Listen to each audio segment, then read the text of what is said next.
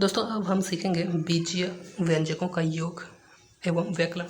योग मतलब जोड़ होता है और व्याकरण मतलब घटाव होता है। बोले कि हमने बीजीय व्यंजक की गणितीय संक्रियाएं जैसे कि जोड़, घटाव और गुणा का अभ्यास पिछली कक्षाओं में क्या है बोला कि आगे भी करेंगे।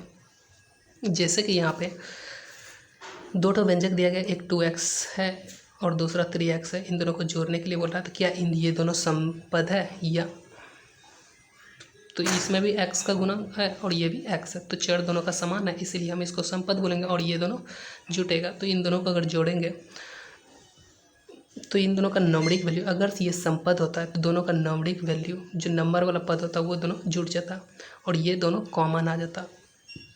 तो यहाँ पे ये दोनों को कॉमन लेकर के यहाँ पे x लिख दिया और ये दोनों को जोड़ दिए तो 2 + 3 दोनों 5 हो जाएगा। तो बोला यहाँ पे चूँकि पद समान है अतः गुणांक जुड़ जाएंगे, जो इसका गुणाम रहता है वो दोनों जुड़ जाता है, इसलिए हम इन दोनों को 5x कर देंगे। अब अगला दिया गया 2x एवं 3y को जोड़ना है। इन दोनों में क्या है, ये दोनों समपद है या फिर क्या ये एक इन दोनों का गुणांक ई पद समान है? तो नहीं, एक में x है और दूसरा में y, इसलिए ये दोनों पद समान नहीं है या फिर समपद नहीं है। बोला कि यहाँ पद समान नहीं है अतः दोनों पदों को जोड़ा नहीं जा सकता, ये दोनों को जोड़ा नहीं जा सकता, बस ये इस रूप में हम इसको लिख पाएंगे। अगला दिया गया है x² + 2x + 3 एवं 2x + 5 को जोड़ना है।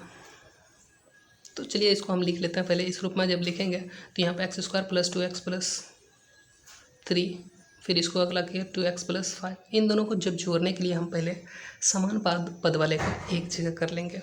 जैसे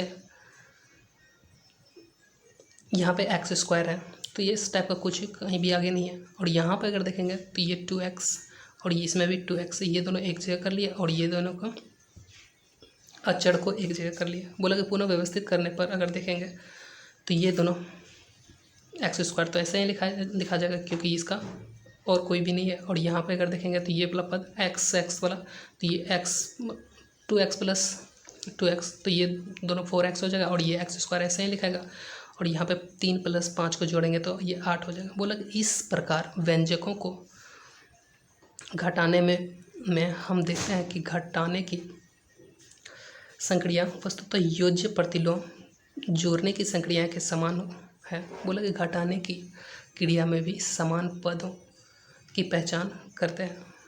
इसमें भी समान, बोला कि घटाने में भी जब करेंगे तो इसमें भी समान पद को हम देखेंगे। जैसे यहाँ पर दिया गया कि 5x में से 2x को घटाना है, जैसे 5x में से 2x को घटाना है, तो इसमें भी क्या इन दोनों का पद समान है?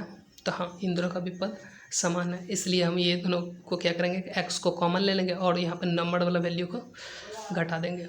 तो यहाँ पे आ जाएगा क्या, 5 में से 2 को माइनस करेंगे तो यहाँ पे 3 आ जाएगा और ये x गुना हो जाएगा तो 3x बचेगा। इसी तरह से अगर देखेगा तो 5x में 7x को घटाना है, तो 5x में से 7x को जब घटाएंगे तो इसमें भी हम चेक करेंगे क्या ये इन दोनों का पद समान है?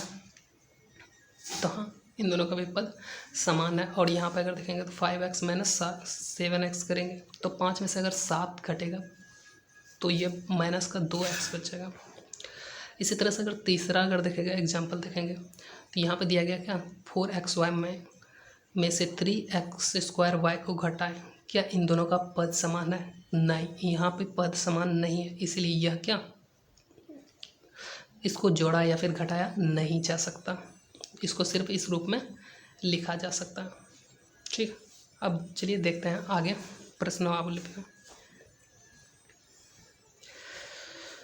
अब क्वेश्चन 1 में दिया गया है कि जोड़िए, जैसे कि यहाँ पे कुछ दिया गया है, बहुत सारा एस तक दिया गया क्वेश्चन दिया गया, तो इन दोनों को करना है। जैसे फर्स्ट क्वेश्चन दिया गया xy और 3xy, इन दोनों को जोड़ना है, क्वेश्चन 1 में दिया गया। दोस्तों आप लोग भी अपने पास बुक रखिएगा तो ज़्यादा अच्छा होगा।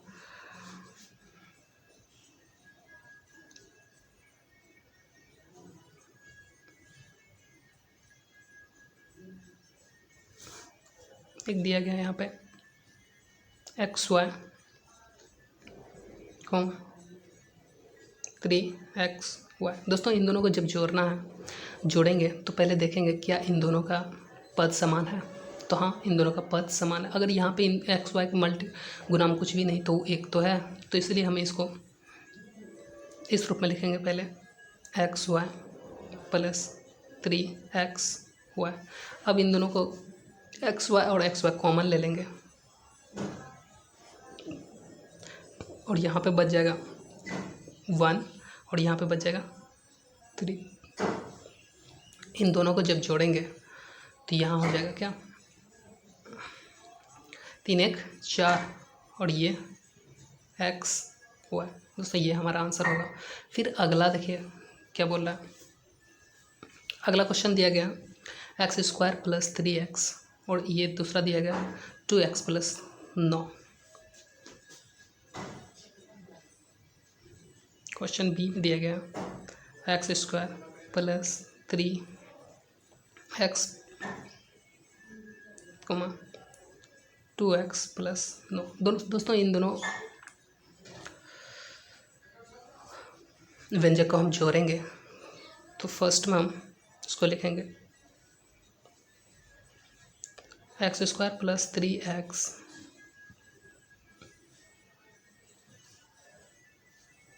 Plus 2x plus 9। जब इसको सॉल्व करेंगे इसको हम इस रूप में लिखेंगे x² plus 3x plus 2x plus 9। दोस्तों अब हम समान पद वाला को एक जगह कर लेंगे। वैसे तो यहाँ पे समान पद वाला एक जगह है ही, तो इसको करने की ज़रूरत नहीं पड़ेगा। जैसे यहाँ पे x², ये दोनों देखेंगे, ये दोनों का पद समान है इसलिए हम डायरेक्ट भी जोड़ सकते हैं। 3 2 5, तो इसको हम लिख देंगे 5x प्लस 9। ये हमारा आंसर होगा दोस्तों।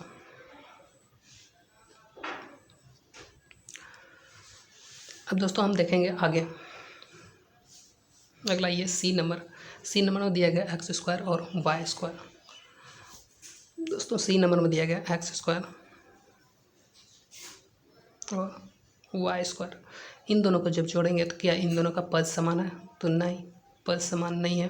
तो सिर्फ इन दोनों का x² प्लस y² ये आंसर हो जाएगा। अगला दोस्तों हम समझेंगे